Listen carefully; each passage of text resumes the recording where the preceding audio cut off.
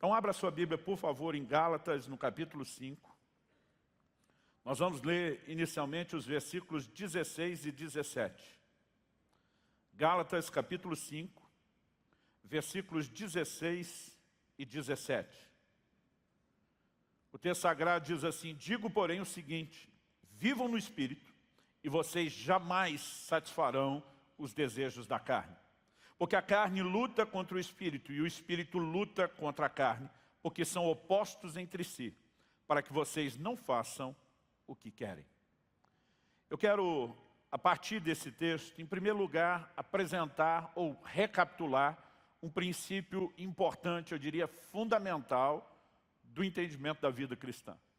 Só depois de fazer isso, talvez eu tome uma introdução maior do que o necessário, eu quero relacionar isso com algumas práticas da vida cristã e que ao longo dos séculos da nossa era cristã têm se mostrado presentes na vida de homens e mulheres piedosos que têm servido a Deus.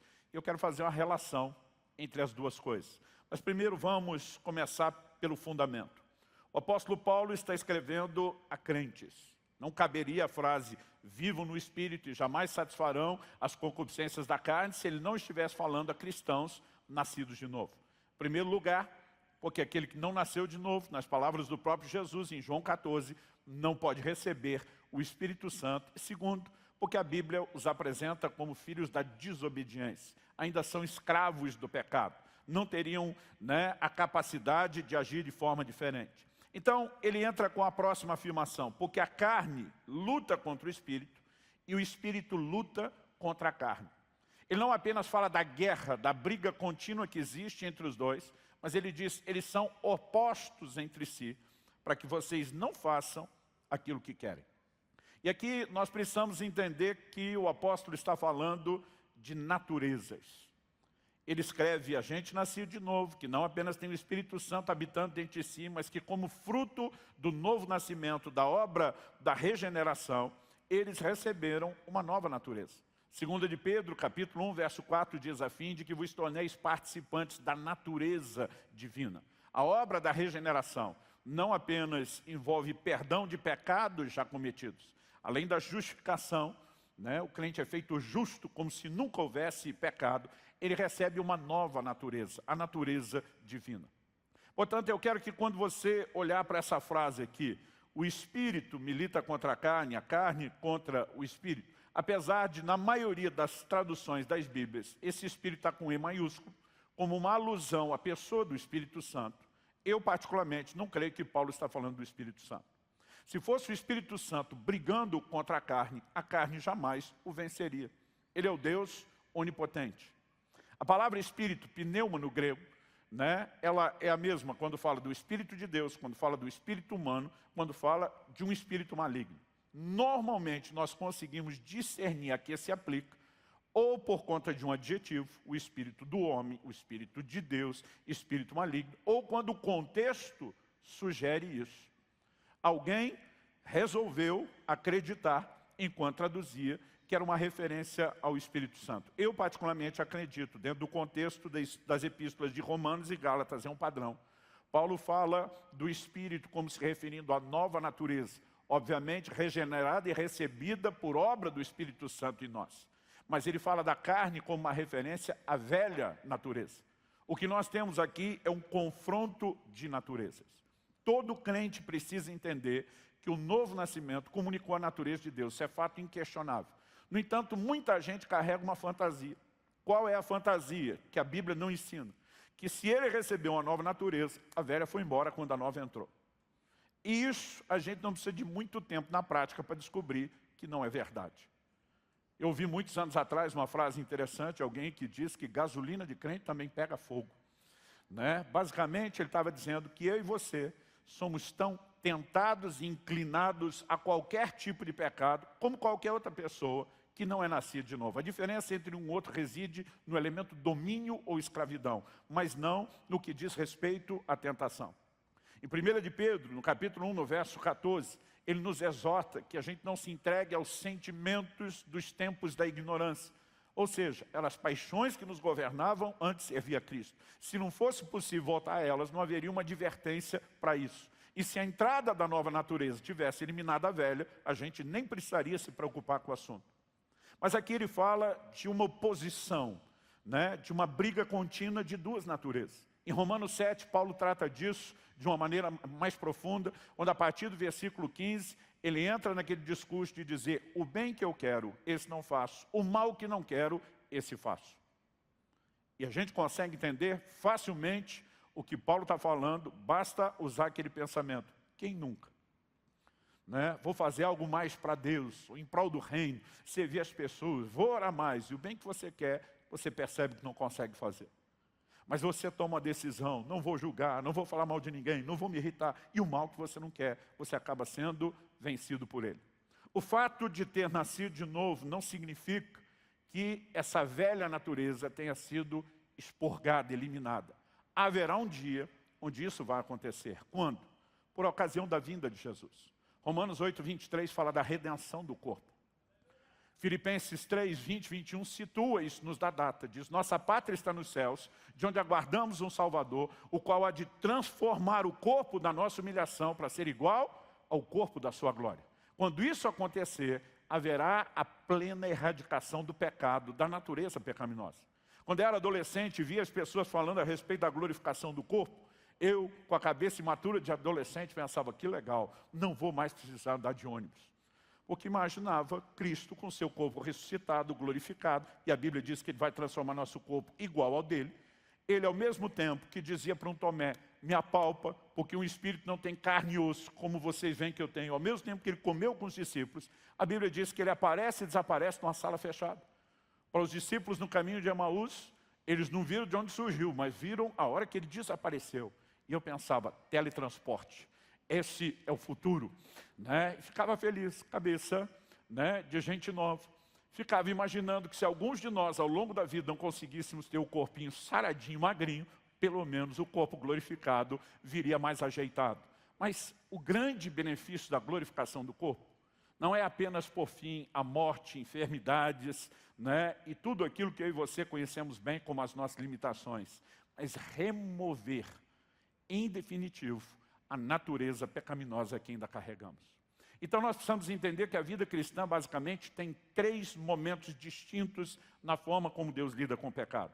Na conversão, nós somos libertos da condenação do pecado.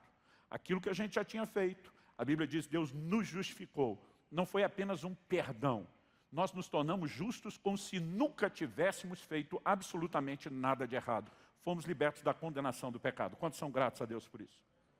Na glorificação, com a vinda de Jesus, os mortos ressuscitarão, os vivos serão transformados, ou seja, todo mundo vai passar pelo mesmo processo e nós seremos libertos da presença do pecado.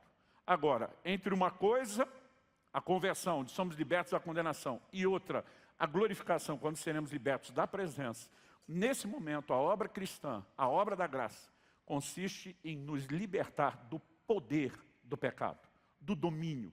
Isso significa o quê? Que apesar de não ter perdido a velha natureza, e dela estar em disputa com a nova, nós podemos, por meio da nova, subjugar a velha, até que a velha seja erradicada. Quando ele diz: vivam no Espírito e jamais vocês vão satisfazer as concupiscências da carne, ele reconhece basicamente 2 coisas. Temos uma nova natureza espiritual que pode prevalecer sobre a velha, mas ainda que a ideia e os recursos sejam esses, o pau vai quebrar todo dia. O tema da minha mensagem hoje é: elimine a concorrência. E já deixei claro que nós não vamos falar de negócios. O que eu e você precisamos entender é que a Bíblia apresenta diversas vezes a visão de coisas que concorrem com a vida de Deus, com a ação da palavra de Deus, com a operação de Deus na nossa vida. E ao mesmo tempo que ela nos revela essa concorrência, ela nos mostra que nós devemos eliminá-la. A solução definitiva de eliminar a concorrência da carne só acontecerá quando Jesus voltar, até que ele volte. Uma verdade que eu aprendi e me ajuda desde a minha adolescência: a carne não converte. Tem que ir para a cruz todo santo dia. Ou seja, o que eu quero falar hoje diz respeito a um processo que deve ser contínuo na vida do crente. Me permita ler para você a declaração de Paulo aos Efésios. Em Efésios, no capítulo 4, dos versos 22 a 24, ele diz assim: quanto à maneira antiga de viver, velho comportamento, vocês foram instruídos a deixar de lado a velha natureza, que se corrompe segundo desejos enganosos, a se deixar renovar no espírito do entendimento de vocês e a se revestir da nova natureza, criada segundo Deus, em justiça e retidão, procedentes da verdade. Pastor, minha versão não diz velha natureza ou nova natureza, diz velho homem, novo homem. Essa é a tradução literal. O que nós temos aqui é uma interpretação. O sentido de velho e novo homem diz respeito às naturezas. Ora, se a velha natureza tivesse desaparecido automaticamente, não haveria uma ordem para que a gente se livre dela. O texto fala de despir, como se fosse uma roupa, a velha natureza, e revestir da nova. Então, eu e você, como cristãos, precisamos entender que mais do que ter sido perdoados, nós precisamos de um ato contínuo de nos livrar do comportamento antigo, governado pela velha natureza, e assumir um novo comportamento, influenciado pela nova natureza. Quem está entendendo, diga amém. Agora, o que eu e você precisamos entender, e a razão pela qual eu estou dando como tema da mensagem o elimine a concorrência, é porque é nossa responsabilidade fazer algo a respeito dessa guerra. Paulo não apresenta a sua visão de que carne e espírito estão em guerra. Ele diz para mim e para você, viva no espírito. Outras traduções que apresentam a literalidade diz, andai no espírito e jamais vocês vão satisfazer as concupiscências da carne. Então, algo que eu e você precisamos entender é que a nossa responsabilidade se subdivide em duas coisas. Uma, investir na nova natureza e na vida espiritual. Outra, aí eu e você entendemos a declaração dele em Colossenses 3,5. Fazei morrer a vossa natureza terrena.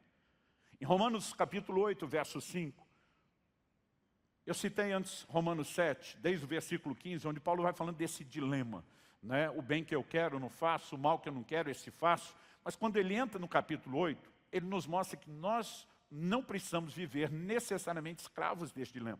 No verso 2 do capítulo 8, ele diz, porque a lei do Espírito da vida em Cristo Jesus te livrou da lei do pecado e da morte. Mas quando chega no verso 5, ele fala de uma escolha. Ele diz assim em Romanos 8, versículo 5.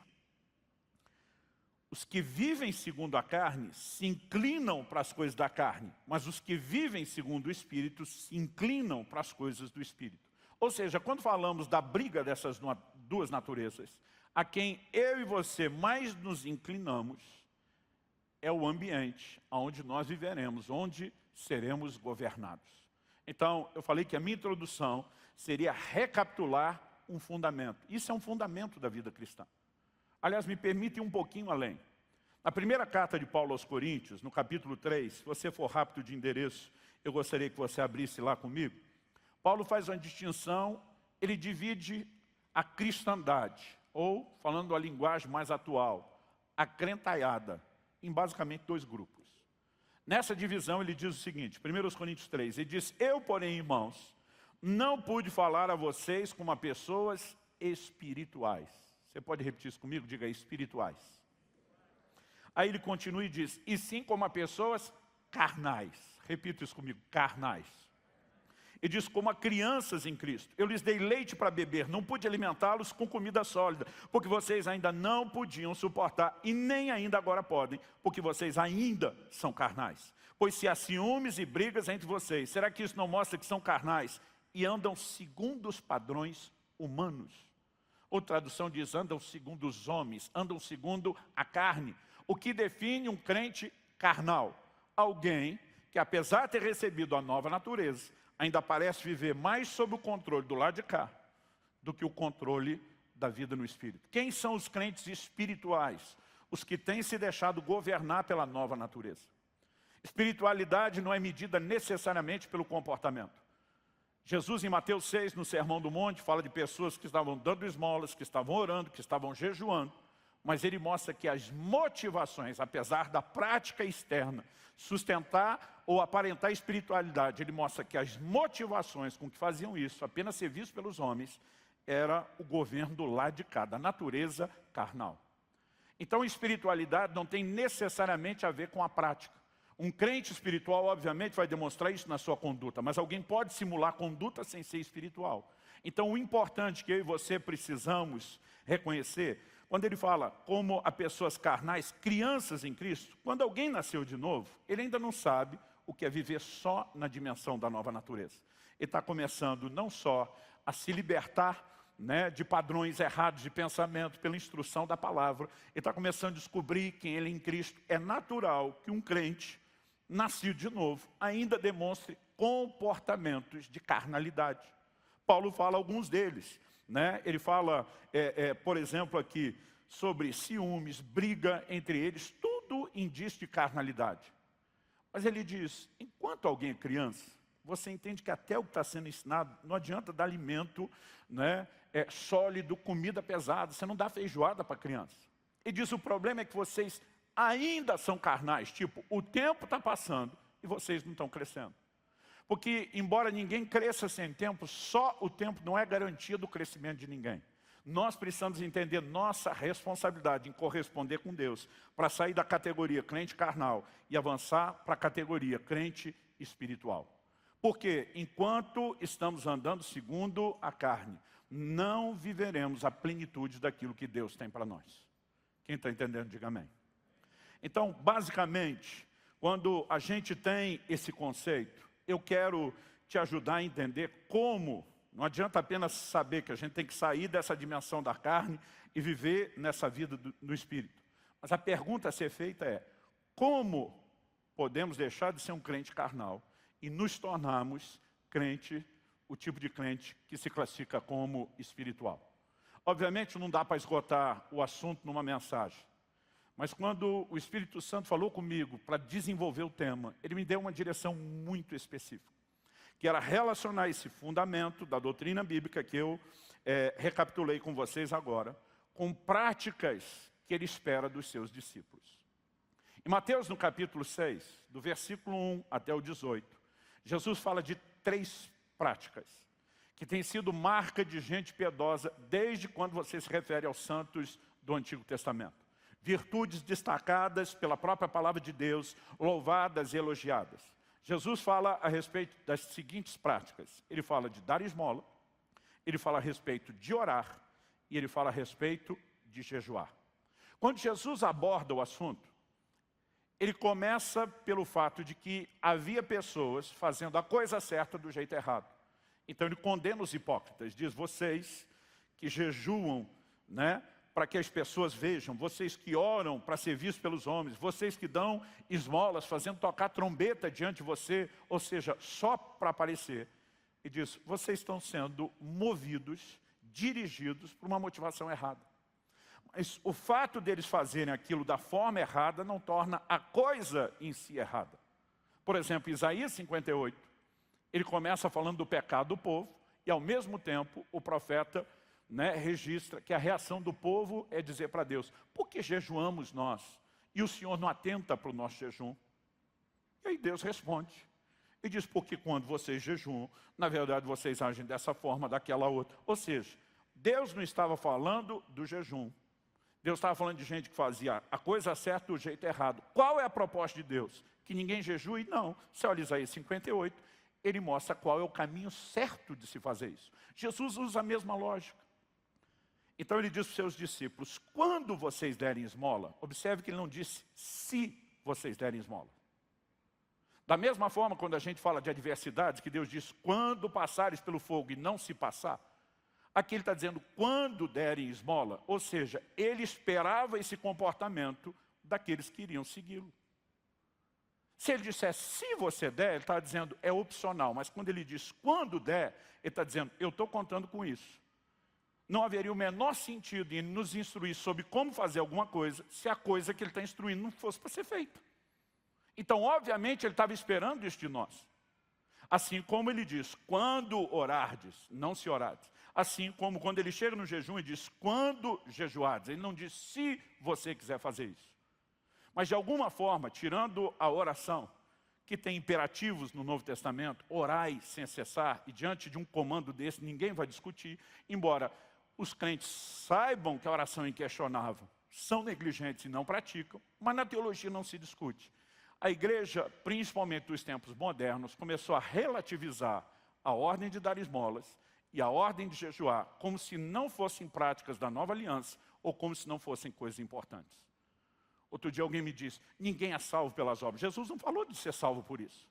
Aliás, em Efésios 2, nos versículos 8 e 9, quando a Bíblia diz, pela graça sois salvos, mediante a fé, isso não vem das obras. Na sequência, no verso 10, ele diz, pois somos feitura dele, criado em Cristo Jesus para as boas obras. Ou seja, nós não somos salvos pelas, mas fomos salvos para as boas obras. Dá para entender a diferença?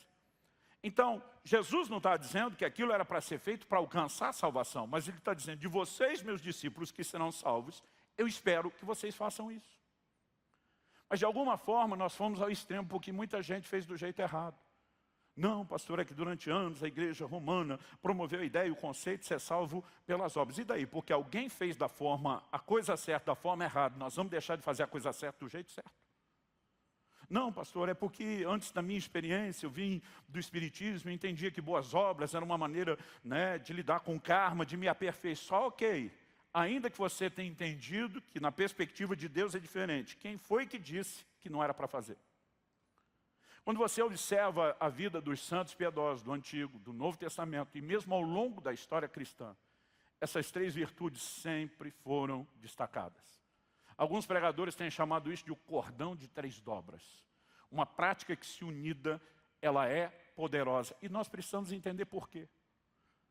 Aliás, ao longo do tempo, os cristãos formaram o hábito de misturar essas 3 coisas. Por exemplo, num dia de jejum, eles não apenas dedicavam o tempo que não iam preparar a comida e comer à oração, mas normalmente eles abriam mão daquele alimento que comeriam e decidiram não comer e usavam aquilo para alimentar os pobres e os famintos. Eles conseguiam unir jejum, oração e esmola num único ato.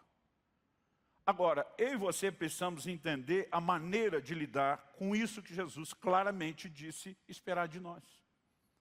E nós precisamos entender qual a relação entre essas práticas e a necessidade de sairmos daquele lugar onde a velha natureza domina para entrarmos na nova.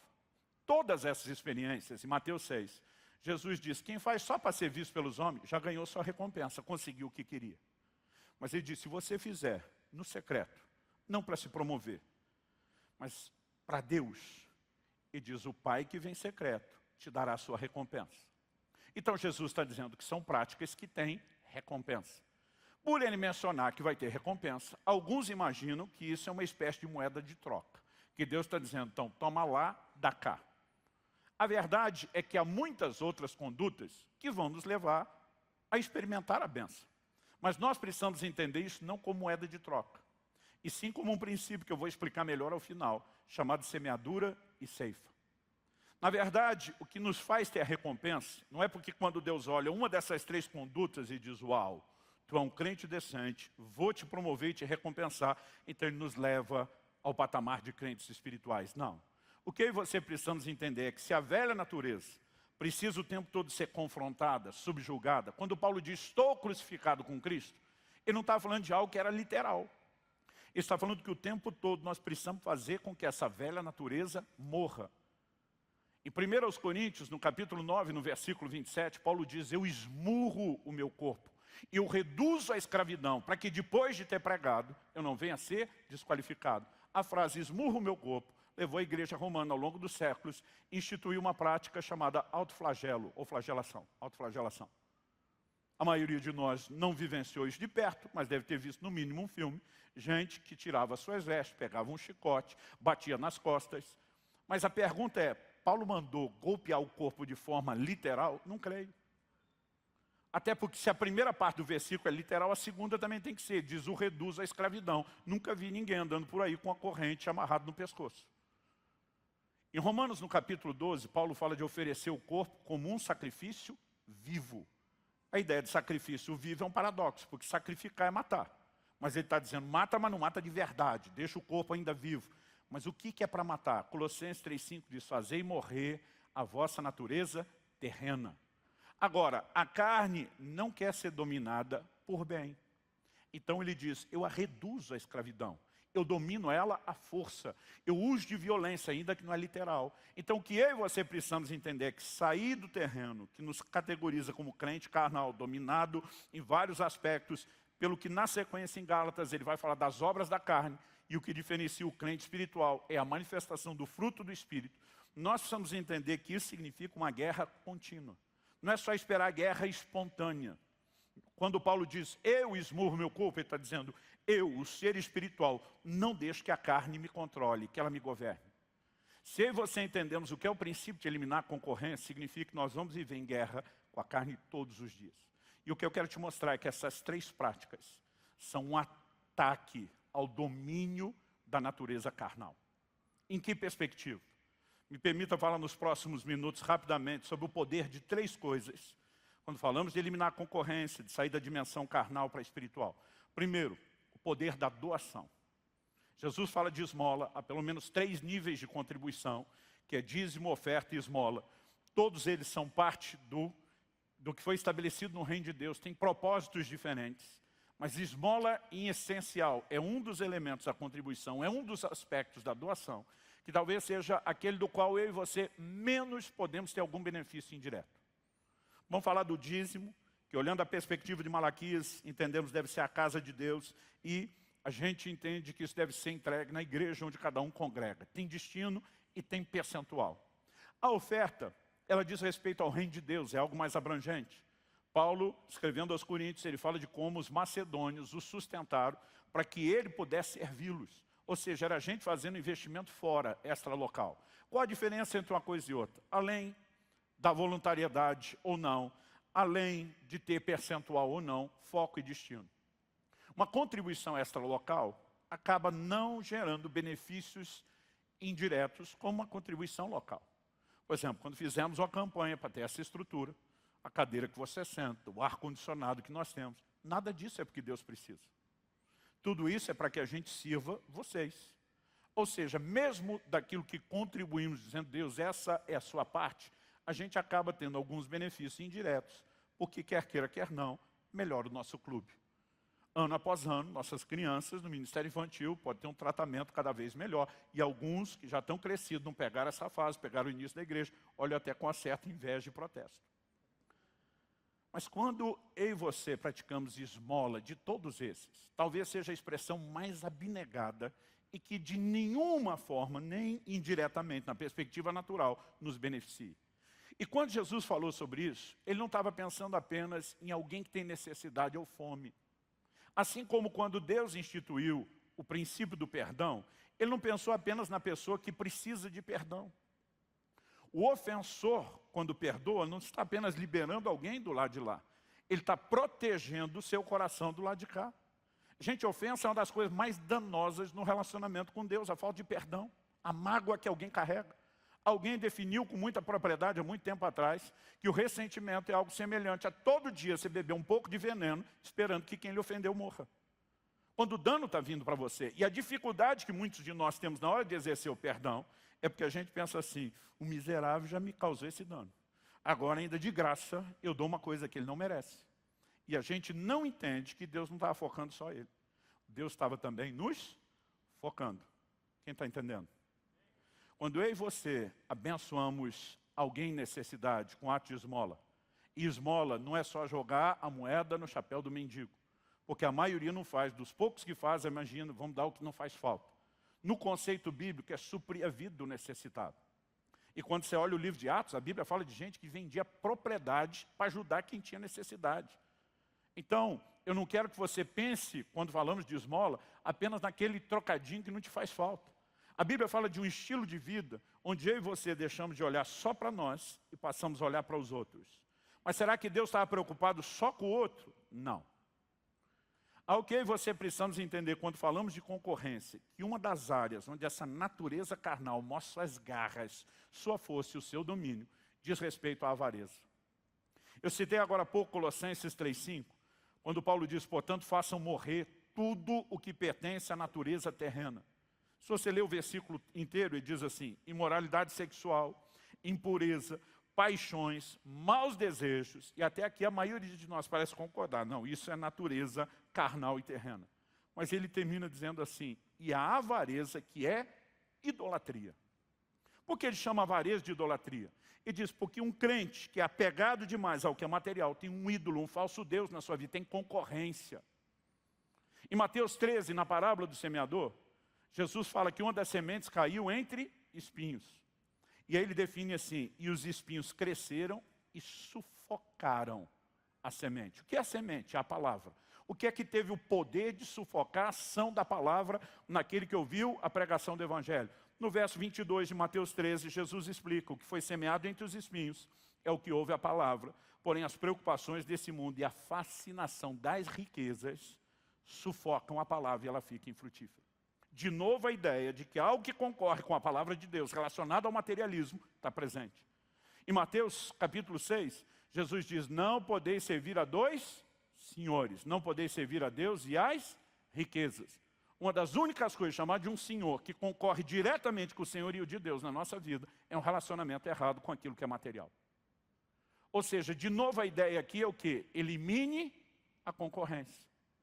Quando Deus nos leva a cultivar a disciplina, a mentalidade, a visão de dar, que reflete a natureza dele, Deus amou o mundo de tal maneira que deu. A Bíblia mostra sempre e exalta a generosidade de Deus. Quando a Bíblia está nos levando a nos alinhar com Deus, ela está nos levando a absorver o quê? O comportamento da nova natureza. E chocar diretamente a velha natureza. E quando nós começamos a entender que essas práticas não nos levam à classificação de espirituais por mérito, não tem a ver com mérito, mas são meios da graça que nos ajudam a sufocar essa velha natureza, eliminar a concorrência, para que a nova seja fortalecida. Quem está entendendo, diga amém. Portanto, quando a gente enxerga esse quadro, e é lógico que não é apenas o que fazemos, é o coração com que fazemos. Jesus condenou os hipócritas que estavam dando esmolas por motivos errados e que eles não teriam recompensa nenhuma com isso. O final do capítulo 4 de Atos termina falando de Barnabé, um homem de Deus. A Bíblia fala dele vendendo suas propriedades para ajudar os necessitados. Aí o capítulo 5 emenda, o início do capítulo 5 começa a falar de um outro camarada chamado Ananias, que com a sua esposa Safira resolveram vender a propriedade e fazer a mesma coisa, mas com o coração totalmente errado. Ou seja, não é o ato, não é aquilo que fazemos que produz resultado, é o coração, onde eu e você decidimos, tomamos a decisão certa, vou me inclinar a uma motivação carnal ou vou me inclinar a uma motivação correta, me alinhando com Deus. É esse posicionamento que tem o poder ou de confrontar, ou então no caso de Ananias, no de Barnabé confrontar a natureza carnal, no caso de Ananias só fortaleceu. Quando nós começamos a entender isso, essas práticas começam a ter um lugar distinto na vida cristã. Isso me leva a reconhecer que a disciplina da doação, o ato de dar, a ênfase principal aqui é esmola, mas pode tratá-lo de forma abrangente. Além de abençoar outros, ele na verdade nos ajuda na construção do caráter cristão. Quem está entendendo, diga amém. Segunda coisa, o poder da oração. Em Mateus, no capítulo 26, nos versículos 40 e 41, Jesus está no jardim do Getsêmani, e o texto diz assim, voltando-se para os discípulos, achou-os dormindo, e disse a Pedro, então nem uma hora vocês puderam vigiar comigo? Vigiem e orem para que não caiam em tentação. O espírito, na verdade, está pronto, mas a carne é fraca. Em primeiro lugar, eu e você precisamos entender o que está acontecendo. Jesus está num dos momentos mais angustiantes da sua existência. A hora da cruz está chegando. Uma agonia sem precedentes começa a afligir a sua alma.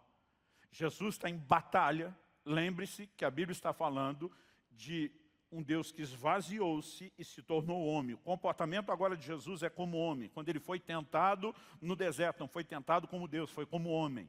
Nesse momento, diante do que lhe aguarda, Jesus faz uma proposta para o Pai. Se tiver um plano B, se for possível passar de mim o cálice, cálice fala de sofrimento, Hebreus 5, dos versos 7 a 9, nos explica que ele levantou clamor com lágrimas a quem o podia livrar da morte. O pedido era para ser livre da morte. No entanto, ele sabe que o que pode prevalecer não é a vontade humana. Então ele diz, mas seja feita não a minha, mas a sua vontade. Ele está num conflito com a própria natureza humana. E ele pediu aos seus discípulos que estivessem, dos 12, ele chamou 3 para mais perto, Pedro, Tiago e João. Ele pede ajuda, ele pede apoio. Mas quando ele volta,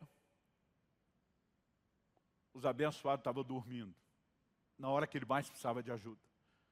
Jesus olha para Pedro e diz, nem uma hora vocês puderam vigiar comigo.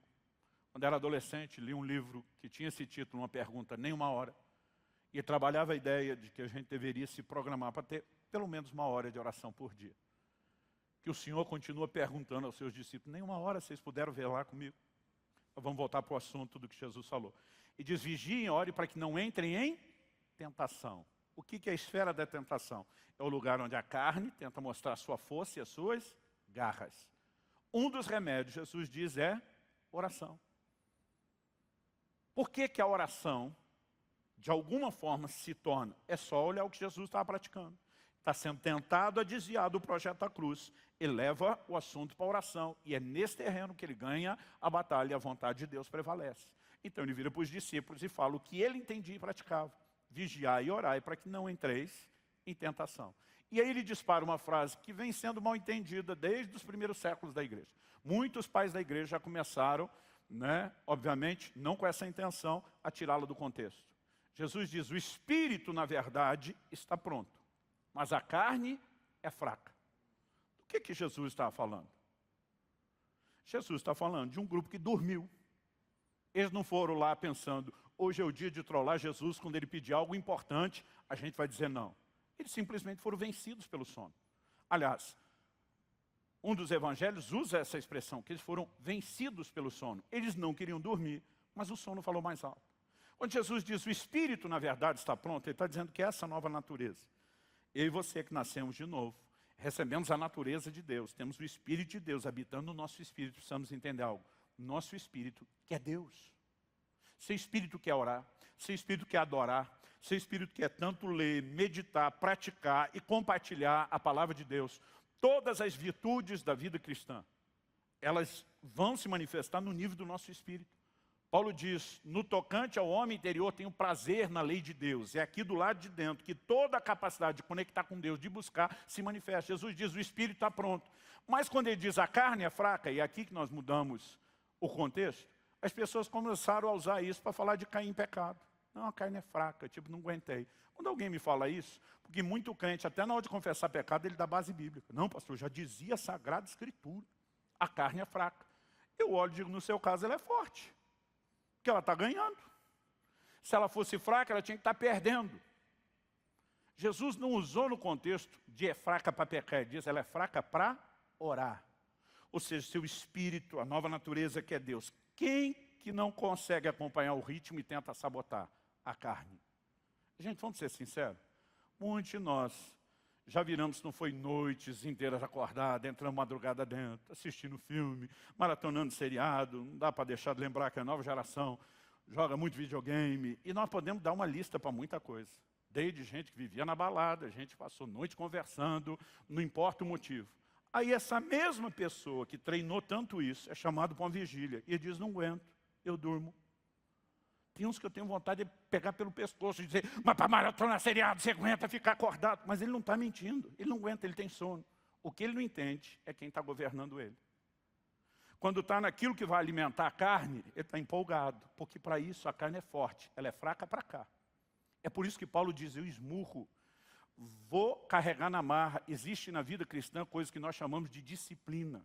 Você não ora ou não deveria orar só porque tem vontade de orar. Você não deveria jejuar só porque bateu vontade de jejuar. É diferente quando tem um direcionamento de Deus. Você não deveria dar esmola só porque acordou com vontade de repartir o pão.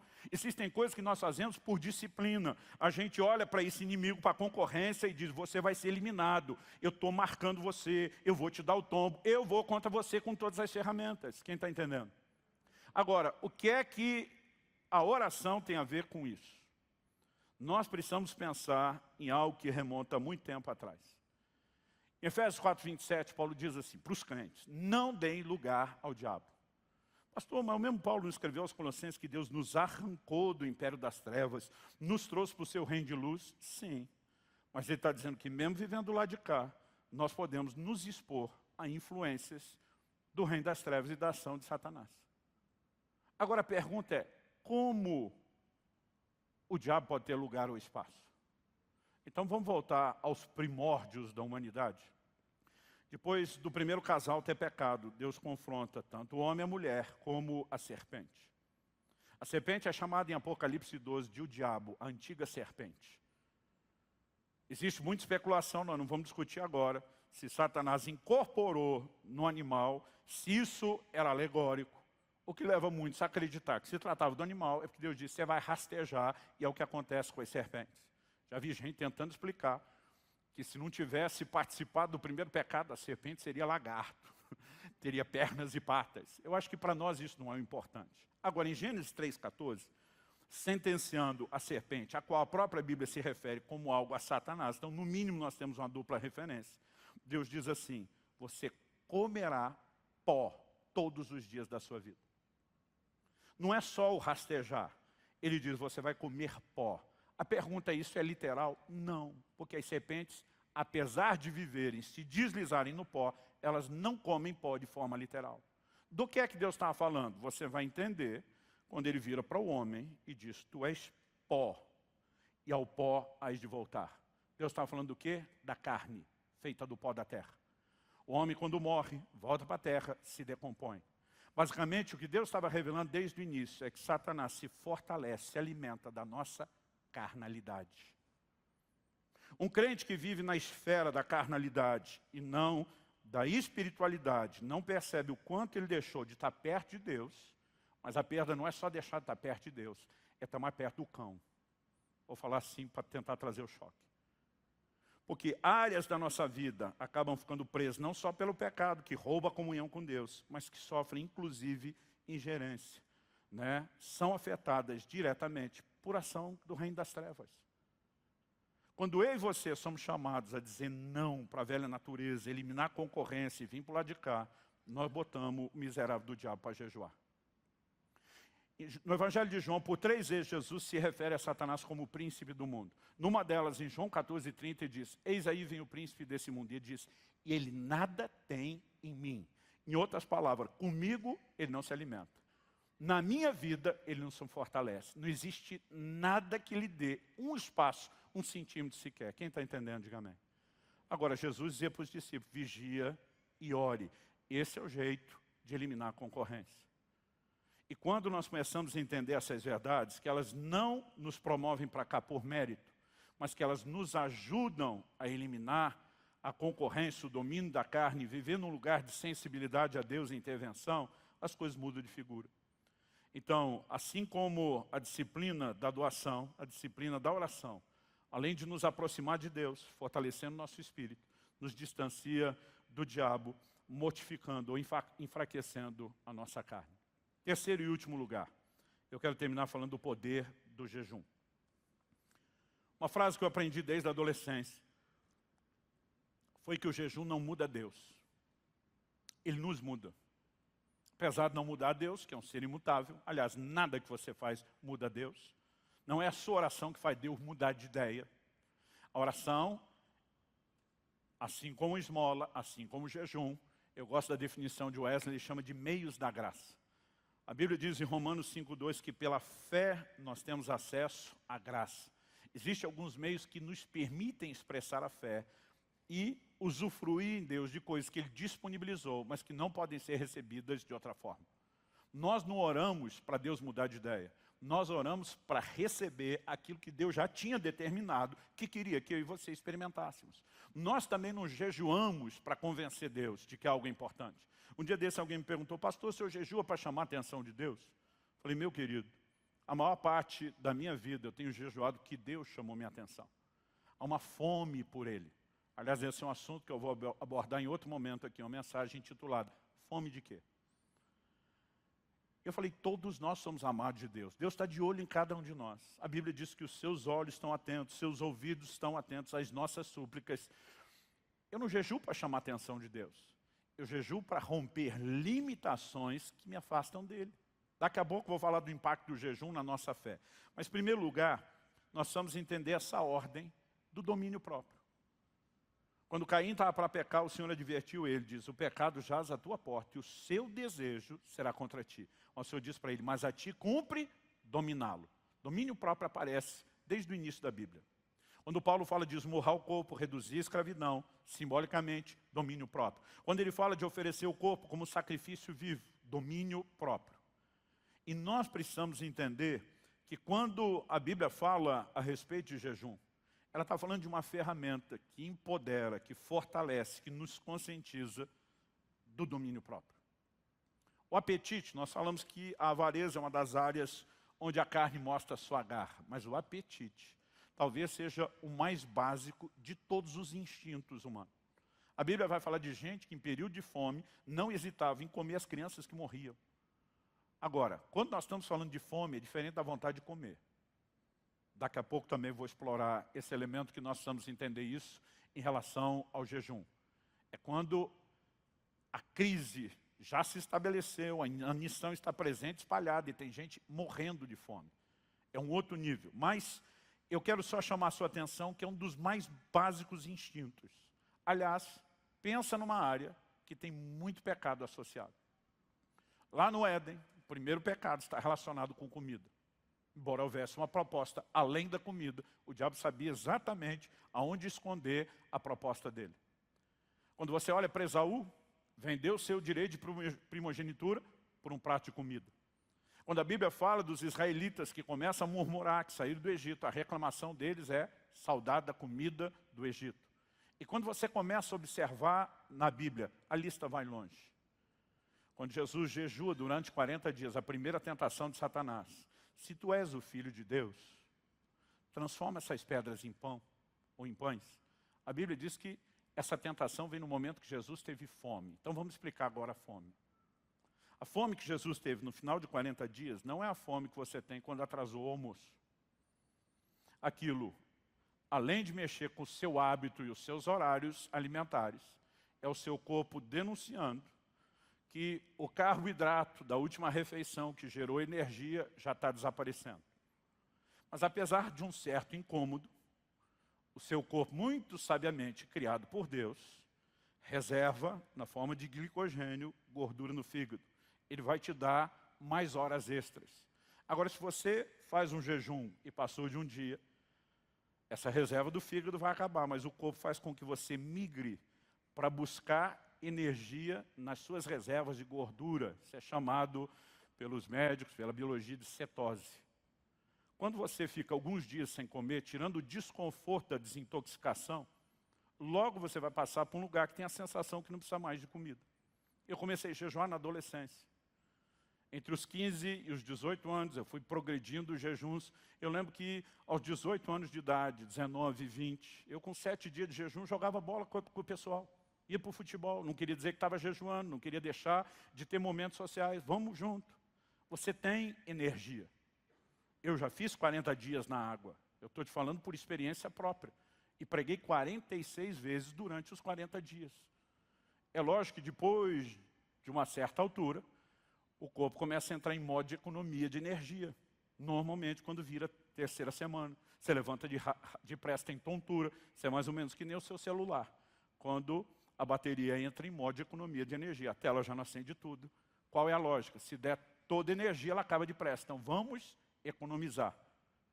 Agora, quando a Bíblia diz que Jesus teve fome, significa que as reservas de gordura acabaram. E agora o corpo vai começar a consumir tecido, músculo. Isso é aquela fome que mata. Então, se você acha que ficou com fome quando pulou uma refeição, tente consumir todas as reservas de gordura. Ou seja, é o momento onde o mais básico dos instintos é provocado no nível mais absurdo. Foram em momentos como esse que pais comeram os filhos que morreram, sem nenhum respeito ao corpo que deveria ser sepultado, como era a cultura e a consciência. Nessa hora, Satanás vai tentar Jesus, mas diferente do primeiro Adão, ele diz, você não me fisga pelo estômago. Nós precisamos entender que existe algo. Um dia alguém falou para mim, me dê um bom motivo para eu jejuar. Eu falei, Jesus jejuou, criatura. Jesus, que era Jesus, entendeu que precisava disso para uma vida espiritual, para vencer o inimigo. E você está num outro patamar. E aí, de vez em quando, você ouve gente dizer, não, é que nós estamos no tempo da graça, como se tivesse mudado. Gente, com quem que Jesus estava conversando quando ele disse, quando jejuardes? Com os seus discípulos. Jesus não veio ensinar o judeu do Antigo Testamento a ser um bom judeu de acordo com a lei. O próprio Jesus diz, a lei e os profetas duraram até João. Jesus afirma, ouviste o que foi dito aos antigos, lei de Moisés, eu, porém, vos digo, e ele começou a estabelecer os seus mandamentos. Aí ele diz para os seus discípulos, para quem ele ensinou sobre esmola, sobre oração e sobre jejum, ele diz, vocês vão, façam discípulos das nações, gentios. Batizem eles, algo que não acontecia com quem vivia debaixo da lei de Moisés. Batize eles em nome do Pai, do Filho e do Espírito Santo e ensine eles a guardar tudo o que eu estou ordenando a vocês, inclusive esmola, oração e jejum. Alguém diz, não, Jesus estava mandando ele jejuar só ali, no finzinho da velha aliança. Eu digo, é muita apelação e desculpa de quem não quer jejuar. Em Lucas 5, de 33 a 35, perguntaram a Jesus, por que os discípulos de João e dos fariseus jejuam e os seus não? Jesus diz, eles não vão fazer isso enquanto o noivo está presente. É uma alegoria que todo mundo entendia. Para eles, a festa de júbilo do noivado era algo tão solene, quase sagrado, que não se permitia lamentações em paralelo. Jesus disse, eles não podem jejuar enquanto o noivo está presente. Mas quando o noivo for tirado, aí eles vão jejuar. Quando Jesus diz quando o noivo foi tirado, está falando do quê? Não só da sua morte e ressurreição, mas da sua assunção aos céus. Ele está dizendo, quando eu não estiver mais aqui, estiver bem estabelecida a nova aliança, aí começa o tempo do jejum. Como que alguém vem dizer que o jejum não é para o cristão da nova aliança? Nós precisamos entender que essa prática, ela tem um poder extraordinário, não só de subjugar a força da carne, mas nós precisamos ir além. Davi, no Salmo 35, 13, diz assim, eu afligi a minha alma com jejum. Essa expressão, afligir a alma, é a ordem que Deus deu no dia do Yom Kippur, no Velho Testamento, o dia da expiação. E diz, todo mundo em Israel tinha que afligir a sua alma nesse dia. Você não encontra ali no Pentateuco o verbo jejuar. A expressão é afligir a alma. Na sequência, Deus diz, quem não afligir a alma no dia da expiação, será eliminado no meio do povo. Se afligir a alma fosse só algo sentimental, interior, como é que podia saber quem está fazendo e quem não está? Mas quando você olha ao longo da Escritura, eles praticaram essa ordem como? Jejuando. Quando Paulo, naquele navio que era para ir para Roma, acaba com o naufrágio, levando eles a Malta, menciona o dia do jejum, ele está falando do dia anual, do jejum que era o dia da expiação. Por que eu e você precisamos entender o elemento de afligir a alma? Porque tem muita gente que fala assim, não pastor, eu não jejuo porque eu não me sinto bem. Eu digo, me diz quem é que se sente bem. Se você fizer um jejum prolongado depois do processo de desintoxicação, e sabe, a medicina em tempos recentes se mostrou muito contrária ao jejum, que ao longo dos séculos sempre foi tratado pela própria medicina, desde Hipócrates, um dos pais da medicina, como a mesa de cirurgia da natureza. Em tempos recentes começaram a mudar a conversa, não é isso, faz mal, né? Mas principalmente depois de 2016, quando o Prêmio Nobel de Medicina foi dado a um japonês que comprovou, documentou o processo de autofagia, que é a limpeza que as células produzem, e ele destacou, inclusive, como o jejum provoca isso. Aí nós começamos, nos últimos anos, a ouvir muito falar sobre jejum intermitente. Mas até por falta de estudo e amostragem, não se estuda muito nem o jejum prolongado. Mas via de regra, a menos que haja um estado de saúde comprometido, enfermidades crônicas, o jejum tem um poder maior de te fazer bem do que o contrário. Aliás, mais gente morre no mundo pelo excesso de comida do que pela falta dela. O que eu e você precisamos entender é que, obviamente, além daquela indisposição física, fiz enquete essa semana para tentar saber o que incomoda mais as pessoas no dia do jejum. Se é a dor de cabeça, se é a irritação e o mau humor, né? Se é a falta de energia, ou se é... Quem respondeu aí me ajuda? Isso que é só o terceiro e não é o quarto culto. Dor de cabeça, irritação, falta de energia ou falta de atenção. Sabe, apesar da dor de cabeça ter liderado em primeiro lugar, a irritação em segundo, todas as respostas, nós tivemos quase 30 mil respostas, ficaram muito parelhas. Porque a pergunta era o que incomoda mais. Se tivesse uma quinta resposta, todas acima, talvez a maioria tinha migrado para lá. O que isso significa? Que a menos que você tenha uma alimentação muito saudável, a hora que entrar o jejum, você vai ter um incômodo, que é a desintoxicação, que é a limpeza. Outro dia um meu falou para mim, eu não jejuo porque eu tenho dor de cabeça. Falei, olha, dificilmente você não vai ter dor de cabeça, a menos que você for um naturalista, um vegano, tiver uma alimentação muito saudável. O que nos nossos dias, muita gente cedendo alimento industrializado, processado, não consegue ter. Nosso querido Francisco entrava num jejum sem dor de cabeça, porque tinha uma dieta saudável. Mas eu dizia para ele, Francisco, eu, diferente de tu, não consigo. Ele disse, então desintoxica primeiro. Existem muitas formas, desde você tomar um suco detox, carvão vegetal, onde você consegue entrar num jejum sem dor de cabeça. Mas via de regra, não é assim. E o problema não é só o físico, é inclusive a alma, mas a Bíblia chama de afligir a alma. O jejum é um momento onde você diz, carne, eu não vou te dar nenhuma forma de prazer, nem para o apetite, nem para as emoções. A Bíblia chama o jejum de nos humilharmos perante Deus. Quando o anjo aparece a Daniel, que está jejuando, capítulo 10, fala dele jejuando 3 semanas, ainda que fosse um jejum parcial. Ele só tirou carne, manjar desejável, o vinho, provavelmente estava ali numa dieta à base de legumes. Provavelmente, porque o período era prolongado, ele está nas atividades da corte. Mas o anjo aparece para ele e diz assim, desde o dia em que você começou a se humilhar perante Deus. O anjo chama o tempo de jejum e oração de um tempo de se humilhar perante Deus. Quando Tiago, capítulo 4, verso 8, nos diz, verso 10, nos diz, humilhem-se diante do Senhor e Ele os exaltará. Você vai ver todo o contexto de arrependimento e pecado, como todas as vezes que o humilhar-se diante de Deus com jejum aparece no resto da Bíblia, apesar de Tiago não falar de jejum. Nós precisamos entender o poder que isso tem para eliminar a concorrência. Pastor, o que o jejum tem a ver com a minha fé? A fé é da onde? A fé é do Espírito. A fé não é da sua mente, não é da sua razão, muito menos da sua carne.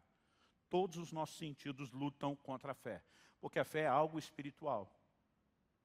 Um dia perguntaram a F.F. Bozoff, um dos homens de Deus mais usado em cura divina na década de 40 e 50 em especial. O cara tinha sinais e milagres extraordinários no ministério dele. Perguntaram um dia para ele, por que você acha que muitos crentes não conseguem ter fé para a sua cura? A resposta dele foi, alimentam seu corpo com 3 refeições quentes por dia e o seu espírito com um sanduíche frio por semana. Sabe, nós falamos antes da questão de inclinação. Se a fé é do Espírito, e nós pouco alimentamos o Espírito, seja com a palavra de Deus, seja com o tempo com Deus, mas o tempo todo alimentamos não só a carne com comida, mas a carnalidade. Leonard Ravenhill, autor do livro Por Quitar do Pleno Avivamento, diz que o entretenimento tem se tornado o substituto diabólico da verdadeira alegria. Aí pensa comigo. Eu e você que temos valores que almejamos, como de pureza e santidade, a gente se diverte com filmes e seriados que trabalham o quê? A imoralidade. Não, pastor, eu não vejo pornografia. Não mesmo, mas você vê um monte de corpo coberto de roupa, incentivando toda a sensualidade e prática imoral. Nós estamos alimentando esses valores.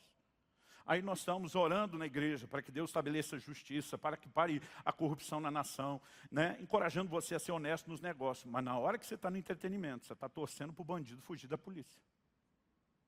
Nós não percebemos o quão contraditório, e não estou dizendo que você não pode. Você precisa ter filtro. O problema é que as pessoas gastam horas e horas e horas e horas nisso aqui, e quase nada do lado de cá. Aí depois ele não entende, porque a vida espiritual é raquítica. Quando eu e você jejuamos, nós começamos a tirar de cima do Espírito o entulho da carnalidade, das emoções, e o Espírito fica livre para manifestar a fé, o anseio de Deus. O impacto que essas disciplinas têm na nossa vida é algo extraordinário. Se nós entendemos isso e alinharmos o motivo, então nós vamos entrar num lugar onde a disciplina do jejum, além de mortificar a carne, afligir a alma, permite que o Espírito esteja liberado para viver intensamente em Deus. Quem está entendendo, diga amém. Então, para encerrar, eliminar a concorrência da carne, facilitando a vida espiritual, é nossa responsabilidade. O exercício, a disciplina contínua dos atos de doação, de oração e de jejum vão nos ajudar nisso.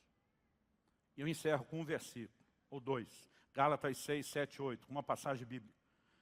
A Bíblia diz, não se enganem. Essa advertência, não se enganar, é porque muita gente se engana nessa área. E diz, não se enganem. De Deus não se zomba. Pois tudo quanto o homem semear, isso também ceifará. Ele afirma, quem semeia para a sua carne, da carne colherá corrupção. Mas quem semeia para o Espírito, do Espírito colherá a vida eterna. O que a lei de semeadura e ceifa determina? Determina que o que você planta é você que colhe. Não é Deus que decide se você vai colher corrupção da carne ou vida do Espírito, é você. Por meio da semeadura, você não decide só o que você vai colher, você decide o quanto. Paulo diz que quem semeia pouco, colhe pouco, quem semeia muito, colhe muito. Presume-se que quem não semeia, não colhe. Agora, se nós vivemos só focado no que é terreno, gente, o centro de gravidade dessa natureza terrena puxa para baixo. O centro de gravidade da nova natureza puxa para cima. Colossenses 3:1, pensai nas coisas que são do alto, buscai as coisas que são de cima e não as que são da terra. Se eu e você não aprendemos a desprender desse centro de gravidade e valorizar isso aqui, nós vamos ter problemas. Essa semana eu fiz uma enquete e de quase 30 mil pessoas que responderam, cerca de 60%, nunca fizeram um jejum de 24 horas sequer na sua vida.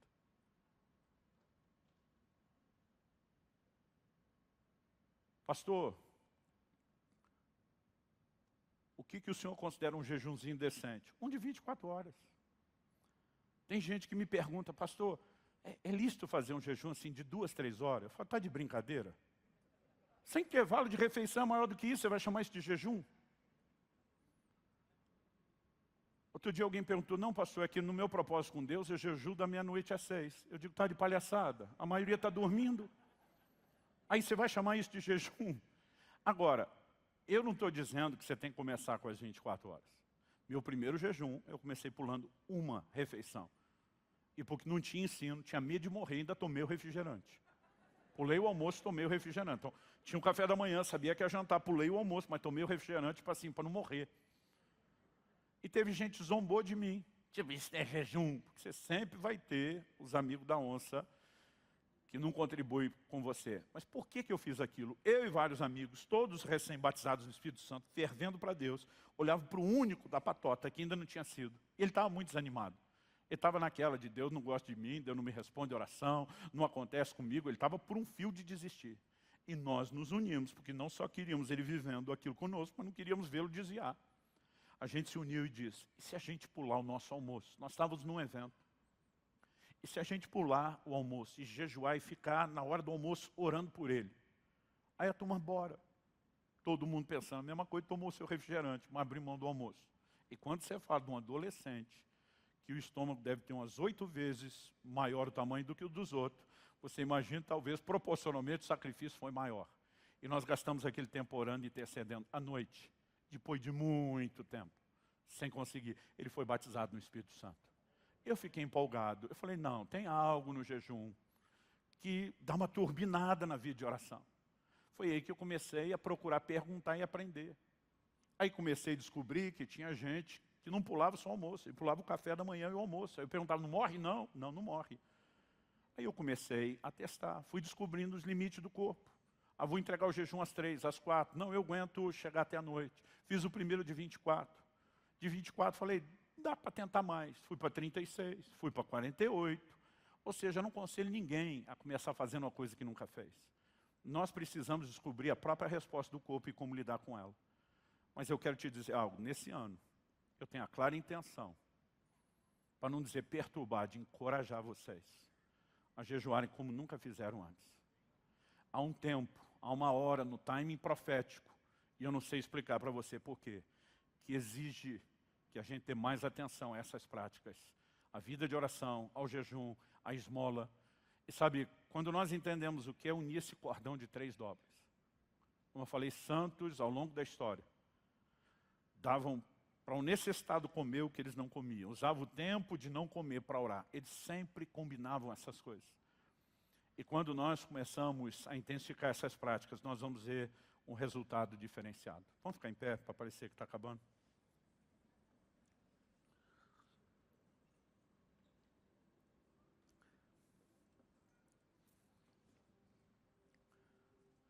Eu gostaria de chamar de forma prática, fazer 2 coisas. A primeira é olhar para trás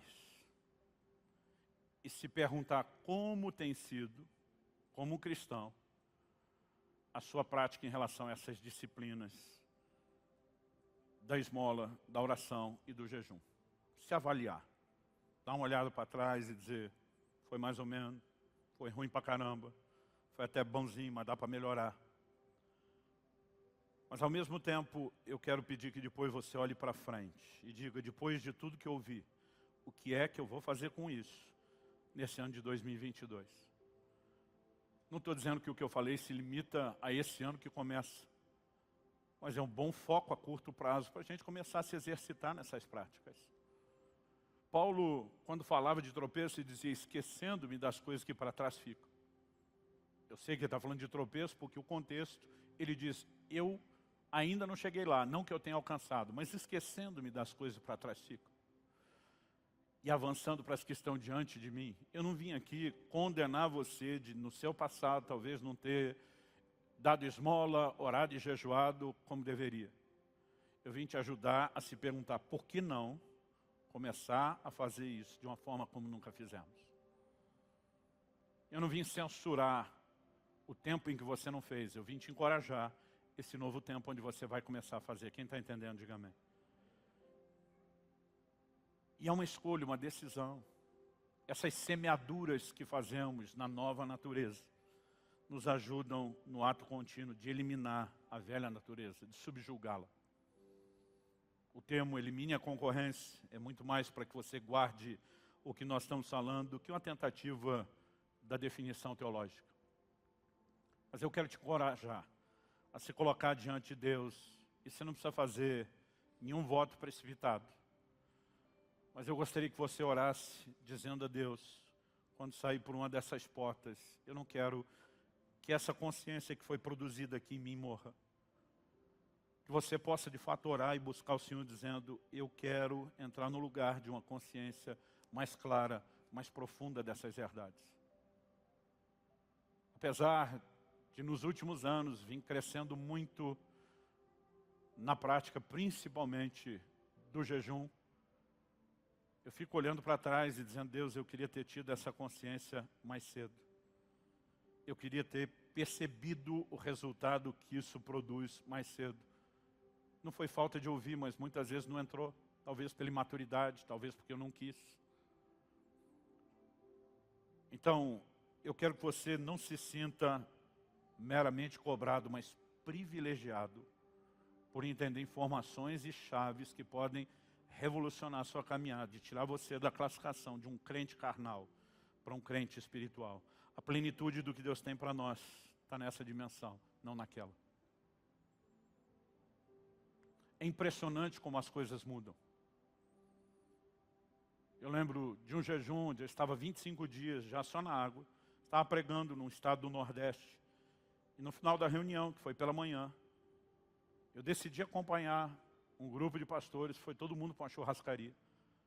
Eu lembro que o pastor da igreja falou para mim, cara, tu tá maluco? Você está 25 dias sem comer? Vai para o hotel. Eu falei, não, eu quero ter comunhão com vocês, nós vamos continuar falando das coisas de Deus. Aí ele falou assim, estou com medo de você ser tentado. Eu falei, meu amigo, nesse momento, eu estou com nojo de tudo isso que vocês estão comendo. Alguém disse que é só a reação da desintoxicação. Eu acredito que é mais do que isso.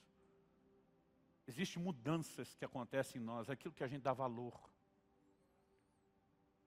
Eu descobri que quanto mais eu jejuo, menos as coisas que ao longo dos anos eu jejuei, coisas materiais, pedindo para Deus, menos importância elas têm. Uma das maiores crises que eu tive no meu primeiro jejum de 40 dias, foi que durante 40 dias ninguém me irritou. Quando eu entrei no jejum, já tinha feito a desintoxicação, não tive irritação nem dor de cabeça do processo, e ninguém me irritou. Pastor, isso não é algo bom? É. Mas como o meu temperamento é colérico, para quem não entende, barraqueiro por natureza, eu tenho que me dominar o tempo todo. Eu fiquei espantado, porque meu temperamento não tinha mudado, mas ninguém me tirava do sério. A Kelly, minha esposa, que quem conhece de perto sabe que é um doce de pessoa, nem ela aguentava. Ela me ironizava e era sarcástica. Ela olhava para mim e dizia, quem está aí? O que você fez com meu marido? Mas pastor, qual foi a crise? A crise é que eu perdi a desculpa de culpar o temperamento. A parte boa do temperamento estava lá no jejum.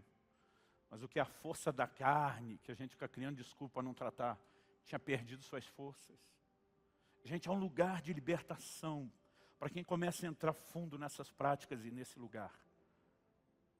E é só quando você chega lá que você realmente entende. Mas eu quero te dizer, vale a pena. O que antigamente foi a marca que distinguia os homens e mulheres piedosos, está sendo alvo de ridicularização hoje em dia.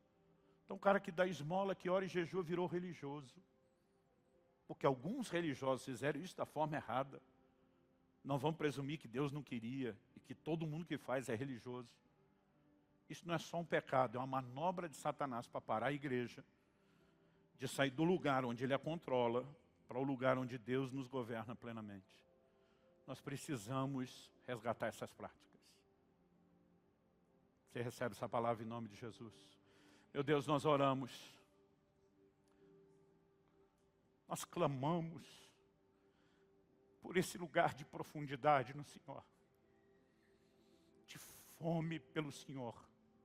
Um lugar de liberdade das garras da carnalidade. Onde tua presença é percebida e desfrutada em níveis muito mais profundos. Sopra sobre nós. Desperta-nos para um tempo de entrega, de consagração, de crescimento. Somos gratos, ó Deus, pela paciência, bondade e misericórdia que o Senhor manifesta conosco enquanto estamos no estágio da carnalidade. Mas não queremos ser escravos desse estágio. Nós queremos crescer espiritualmente. Nós queremos romper. Nós queremos entrar nesse lugar mais profundo. E clamamos graça do Senhor, ajuda e favor para avançar, eliminando a concorrência. Nós oramos em nome do Senhor Jesus. Em nome de Jesus. Amém.